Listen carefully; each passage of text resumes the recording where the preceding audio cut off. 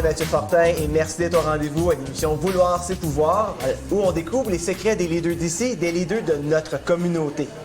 À travers la série d'émissions, on rencontre des gens qui, à un moment donné dans leur vie, ont appliqué un leadership, ont assumé du leadership qui a changé leur vie et celle des autres. Aujourd'hui, c'est un honneur pour moi d'avoir donné rendez-vous et je suis vraiment content qu'elle ait accepté mon rendez-vous. Je rencontre ici au Café Franco Présence Mme Gisèle Lalonde. Bonjour Mme Lalonde. Bonjour. Merci beaucoup. Je suis très honoré que vous avez accepté de prendre une tasse de café avec moi au Café Franco Présence pour parler de vous. Parce que moi, en tant que jeune dans la communauté, au niveau de mes implications, au niveau d'entrepreneurs et tout ça, je cherche des inspirations et je le sais qu'à travers ce que vous avez accompli, il y a plein de choses qui vont contribuer à me faire grandir. Et beaucoup de gens vous connaissent pour l'hôpital Montfort, pour le Centre de ressources pédagogiques, mais d'où vient la source de votre besoin de vous impliquer? Bien d'abord, disons que j'ai été chanceuse. On dirait que j'ai été préparée pour faire des grosses des gros projets. Des gros projets. Tout d'abord, quand j'étais petite, là, mon père était dans toutes les organisations, était conseiller scolaire et tout ça. Et puis, ça, c'était comme un petit modèle pour moi. Hein? Et puis, il disait toujours, lui, vous savez, nous autres, les francophones, c'est la pensée du temps. Hein? On est nés pour un petit pain. Puis moi, ça me choquait. Puis je me suis dit, non, on n'est pas nés pour un petit pain. Puis moi, je vais faire qu'on va s'en sortir de ça. Puis il me semblait, vous savez, ça me choquait tellement que... Puis toute petite. Mais pourquoi ça vous choquait? Ça me choquait parce que c'était vrai que les gens, les francophones, on travaillait dans des cuisiniers puis des métropolitaines, là, puis des petits restaurants en arrière, là.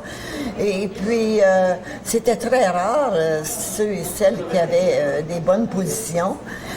D'abord, dans ce temps-là, l'argent manquait. Des grosses familles, comme à Vanier, nous autres, on a des 26, des 24, beaucoup de 16, 15, en tout cas, c'était incroyable. Alors, ce qui arrivait, c'est que les jeunes, après leur 8e année, on était chanceux s'ils allaient jusqu'à leur 8e, et à 8e, là, c'était le travail. Ouais. Alors, on avait juste le collège Algonquin, à un moment donné, qui était tout à fait à l'autre bout. Et puis, nos jeunes n'avaient pas d'argent trop pour l'autobus et tout ça. Et ensuite, ça ne les attirait pas parce que nous autres, par ici, on est tous francophones à peu près. Un petit peu moins aujourd'hui, mais quand même. Et là, bien, quand la cité collégiale est arrivée, c'est sûr que ça a fait du bien. Donc vraiment, vous vous disiez, là, non, on n'est pas né pour un petit pain. Oui. Puis là, après, bien, chez nous, on avait un restaurant. OK. Alors, à l'âge de 5 ans, ma mère disait des fois, va donc voir ce que la madame veut. Là, puis tu peux la servir, puis je savais compter, elle m'avait montré tout ça. Alors, j'ai été habituée avec le public. Ouais. Et puis, ma mère nous faisait toujours sourire. Parce que si on ne souriait pas, je vous assure qu'elle nous disait qu'on était là, puis il fallait qu'on parle aux gens, puis tout ça. Alors, ça m'a enlevé beaucoup de gêne, hein, de timidité. Et puis, après ça, bien, j'ai commencé l'école. Là, on avait des sections juvéniles. Ça, c'était assez bien. Il y avait l'oncle Jean qui était au droit. On envoyait des rapports. Et puis moi, bien, j'étais souvent soit présidente ou secrétaire. Okay. Alors, j'ai appris à faire des procès-verbaux. Puis j'ai appris aussi à présider, mais pas présider comme le Code Morin ou ces codes-là, mais quand même, ça me donnait de l'aplomb. Mais ça vous, est-ce que ça complétait quelque chose pour vous? Ben oui, parce que là, moi, j'aime bien mener, hein? Ouais. Alors là, je savais, j'aimais ça en tout. Mais j'aimais être entourée de bien du monde, puis, vous savez, faire des choses. Comme quand j'ai commencé à enseigner, l'été, je l'ai passé à faire des pièces avec mes élèves, puis les élèves de l'école. Il n'y avait rien à faire, puis ils venaient à l'école. Puis moi, je faisais toutes sortes de choses avec sœur Elisabeth dans le temps. Et puis, alors, j'ai toujours aimé faire des choses. Vers l'âge de 16 ans, je suis rentrée dans la GOC, ça c'est la Jeunesse ouvrière catholique. Et là, ben, j'avais été élue présidente fédérale. Et puis là, c'était une adaptation qui m'a le plus donné. Tu sais, quand tu arrives avec des travailleurs qui ont peut-être quelques-uns dans le temps, des 3e, des 5e années, tu n'arrives pas là puis parler sur le terre, non? Alors, tu parles leur parler. Alors, comme on parlait chez nous, instrument. Et puis, je me suis adaptée à différents groupes. Il y a des groupes que quand j'allais, mettons, on rencontrait le cardinal à Montréal, c'était le président, mais là, il fallait que je sorte mon bon français. Oui, c'est ça. Et puis, alors, je m'adaptais au groupe. Vous vous adaptiez, mais consciemment. Oui, oui, oui. Je savais bien qu'il y a des mots que je disais, là, tu sais. Des fois, ça pouvait être des anglicismes, Ouais. ou des fois, ça pouvait être du français qui n'était pas trop tu sais, Adéquat, apprécié. c'est ça. Mais ça faisait rien, ça, parce que les gens aimaient ça quand j'allais les voir, puis ils me comprenaient. Puis j'attirais le monde de ce milieu-là. Est-ce que vous réalisiez à ce moment-là que ces gens-là vous regardaient et déjà prenaient confiance en vous? Oui, puis ensuite, ils sont devenus des présidents. Oui. Et puis ces gens-là aussi sont devenus des chefs, des leaders dans leur petit groupe. Il y en a qui devenaient trésorières, propagandistes en même temps, puis tout ça. Alors moi, j'ai bien aimé ce stage-là. Puis ensuite, je me suis mariée comme de raison.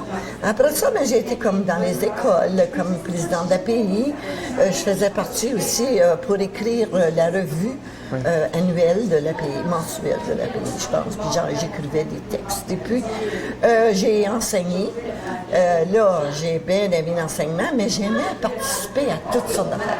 Des concours. Mes élèves participaient à des concours d'horticulture, pour les animaux, le traitement des animaux, puis tout ça. Je gagnais des prix pour mes élèves partout, vous savez. Pas moi, fait mais des mes élèves fiers, élèves ça, qui hein? gagnaient. Ouais. Et puis le sous-scolaire, il fallait que ça soit toujours nous autres qui aient le trophée à l'école Saint-Paul. Puis, vous savez, c'était toute une autre expérience. Enseigner, j'ai représenté les enseignants, par exemple, quand il y a eu en 1967 la Confédération. Et puis là, j'ai commencé à aimer le pouvoir.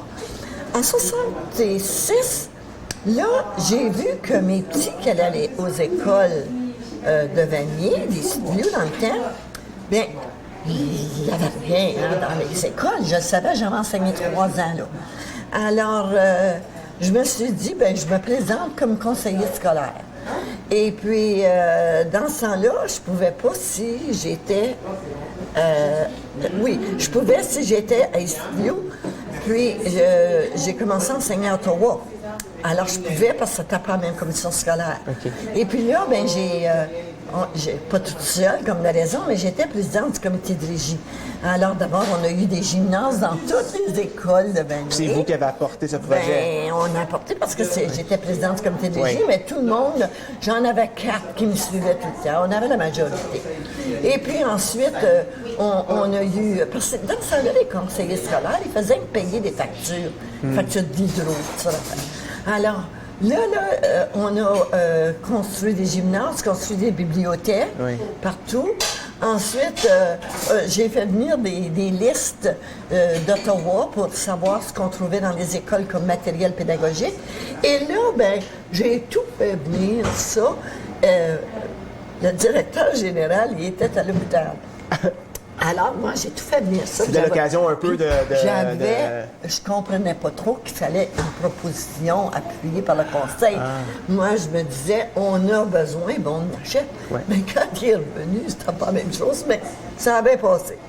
Vous avez fait beaucoup de présidences, surtout au niveau secondaire. Oui, il y a toutes sortes d'affaires. Est-ce que, dans votre tête, la trajectoire, elle était prédestinée ou c'était, vous alliez avec les sentiments du moment? Non, c'était comme quand je suis devenue présidente de la FCSO, l'Association des conseillers scolaires, mon mari m'avait dit avant de partir, prends-en plus, là, tu n'en sais. J'ai dit, oui, je le sais. J'étais allée à Timmins.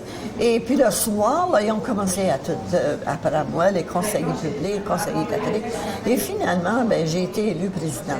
Et puis mon mari, je l'ai appelé, pas le soir même, c'était trop tard, mais le lendemain matin. Alors, mais c'était drôle parce que, dans le fond, je le savais que tu viendrais avec quelque chose. Et puis ça m'a aidé beaucoup. Mais je sortais comme présidente aussi de l'Ontario School Justice Council. Ça, je voulais pas être présidente parce que je trouvais que je parlais pas aussi bien anglais que j'aurais voulu. Mais j'ai regardé une des réunions là, où les Anglais parlaient pas français, eux autres. Et puis, j'ai dit, je parle aussi bien anglais que les autres parlent français. Ils ne parlaient pas du tout. Alors, je me suis dit, oui, je vais le prendre. Puis là, j'ai été toujours les premières femmes partout. Hein. Oui. Après ça, ça m'a aidé. L'Ontario Social Justice Council, ça m'a donné confiance. C'est ça, parce que là, vous étiez dans un public hors, c'est un milieu anglophone. Il y avait des francophones avec moi. Il y avait la SSO qui était représentée par deux. Mais la plupart, oui, c'était ça.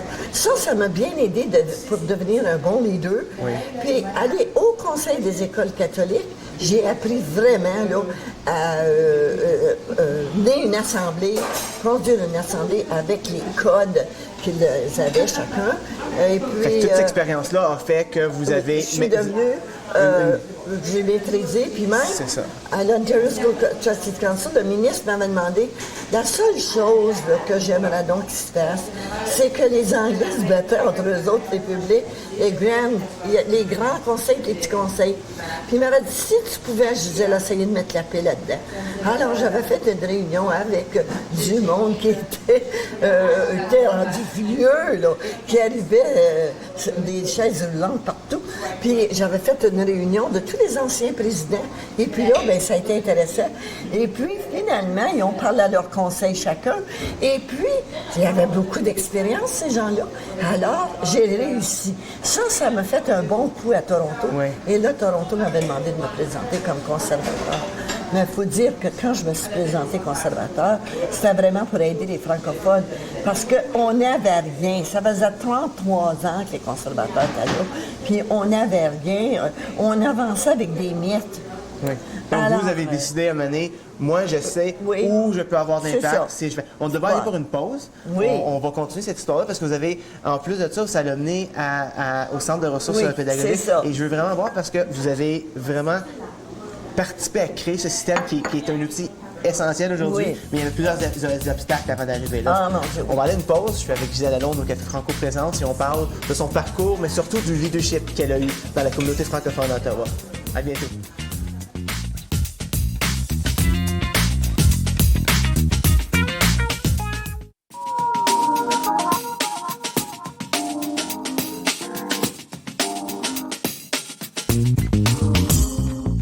Donc, on est encore ici au Café Franco Présence avec une invitée de marque, une invitée qui est très inspirante et puis qui m'inspire énormément.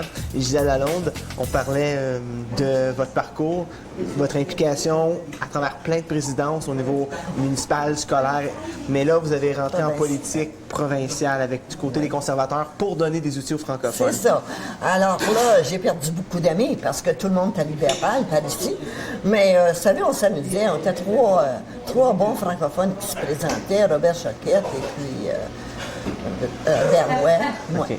Alors, mais ça, comme de raison, c'est très libéral par ici. Alors, comme de raison, j'ai perdu. Mais j'ai pas perdu avec le gouvernement.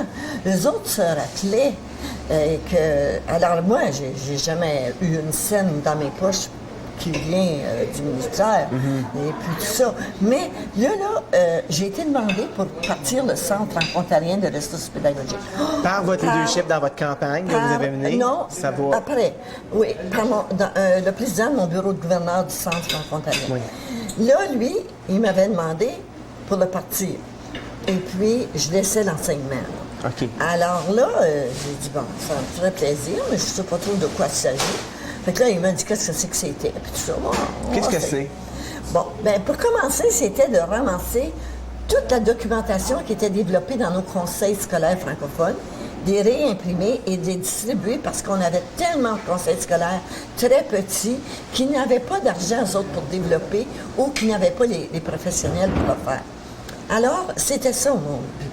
Mais étant aussi conseillère scolaire, je pouvais parler au surintendant égal à égal. Je n'étais plus la petite maîtresse d'école. Ouais. Alors là, je pouvais leur parler. Et puis, ils m'ont bien aidé tout le monde. Hein? Alors là, le centre, quand on a eu d'argent, ça a été par, imaginez-vous, un projet d'initiative locale. Ça, il fallait que je 17 800 pour commencer. Puis il fallait que je prenne 6 personnes.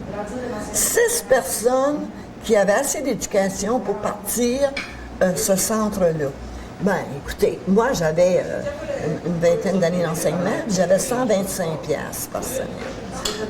C'est votre salaire, 125 C'est mon salaire. Et puis, 125, ça, là, c'est sans déduction. Oui. Alors, c'est pas énorme, là. Non, c'était pas énorme parce que j'avais un meilleur salaire avant. Mais moi, c'est ça.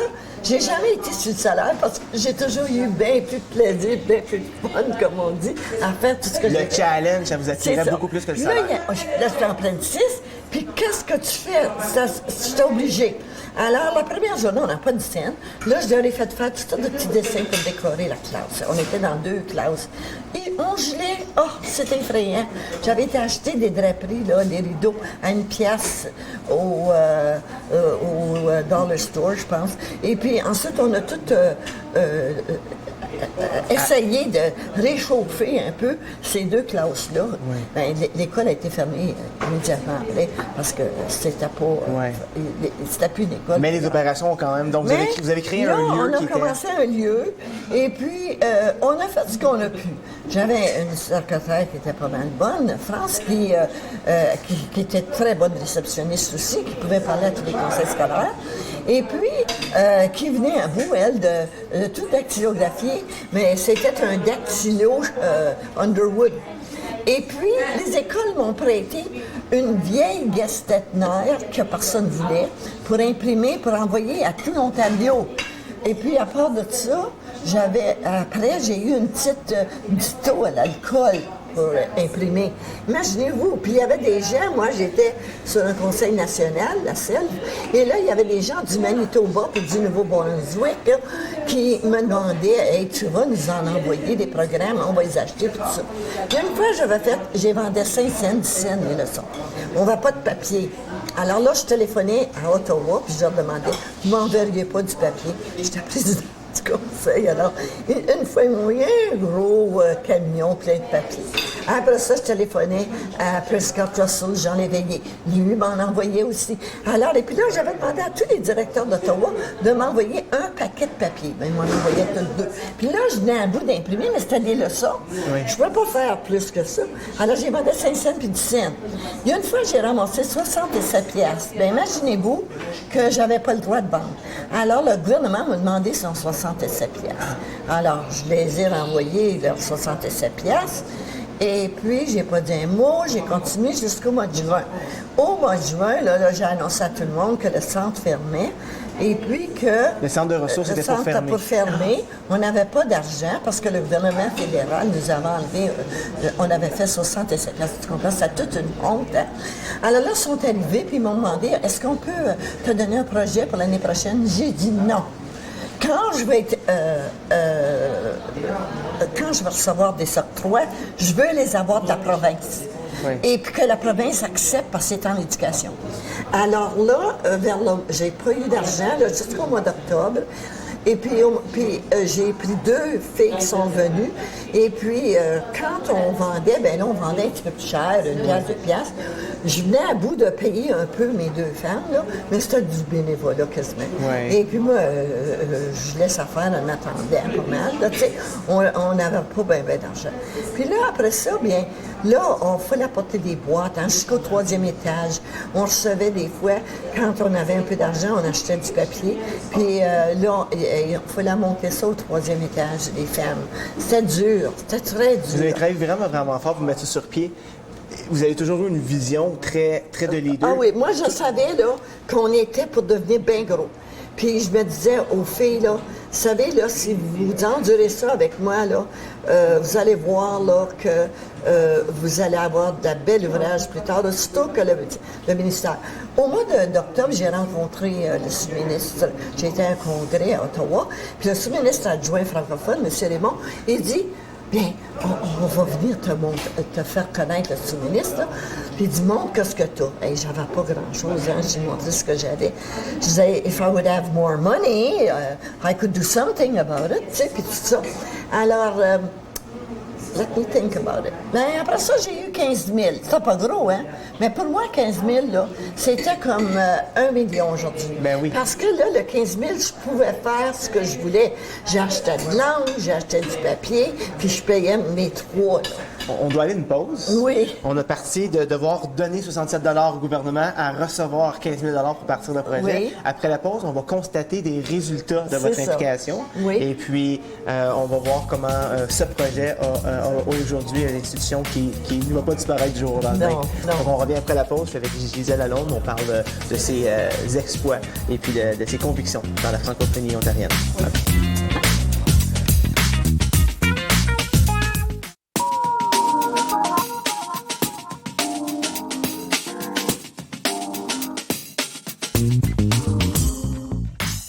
Encore ici à siroter une tasse de café avec Mme Gisèle Lalonde. Ben oui. Et puis, on parle des accomplissements que vous avez faits. Le Centre de ressources pédagogiques franco-ontarien qui, subvention après subvention, est devenu autonome. Et aujourd'hui, qu'est-ce que ça fait, le Centre de ressources, en quelques mots? Le Centre de ressources envoie des documents pédagogiques à travers le Canada, même dans certains pays du monde, et ils ont un budget de plus de 35 millions. Donc, on est parti d'une initiative locale. 8 000 $ j'avais eu du ministère la deuxième fois, et on a monté avec...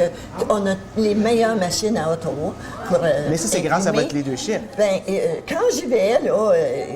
vous savez, ils le reconnaissent. Oui. Il y a des fois qu'on ne reconnaît pas le travail, mais eux autres, ils me reconnaissent, puis je me sens chez nous.